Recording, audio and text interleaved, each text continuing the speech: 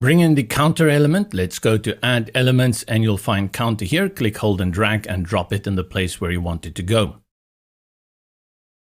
This is a great element for indicating how much has happened or how many units sold. It's very often seen on websites. Access it by clicking on it and go to the far left where you see the counter. Let's focus on this first style, though we have 4 here because the other 3 are quite different to the first one. Here you have the option to have a start and an end.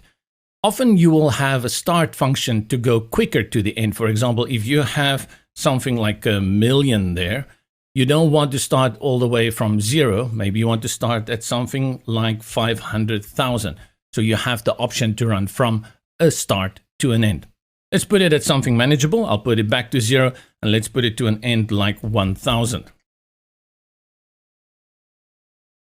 Duration is how long the counter will go. 2 seconds is good.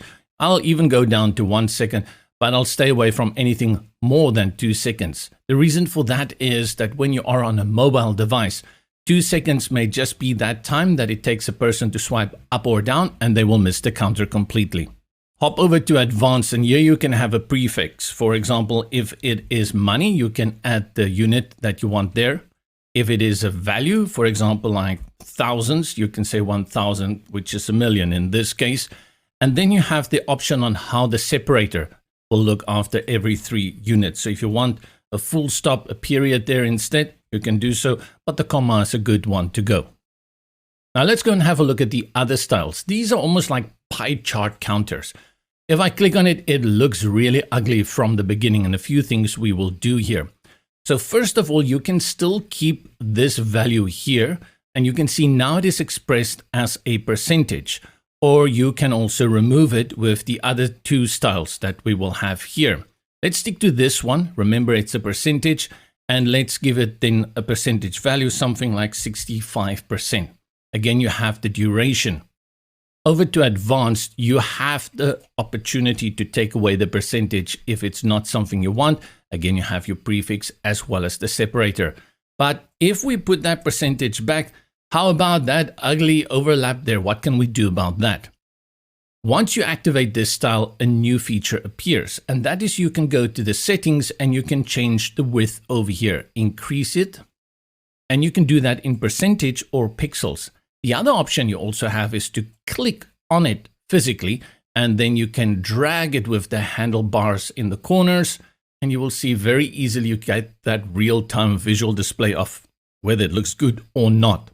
Also important when you work with this one is to go to your color as well to make sure that it looks good. You can change the background, you can change your progress to a color that you like. I like this kind of scheme though, and you can add a shadow as well as hover options as well.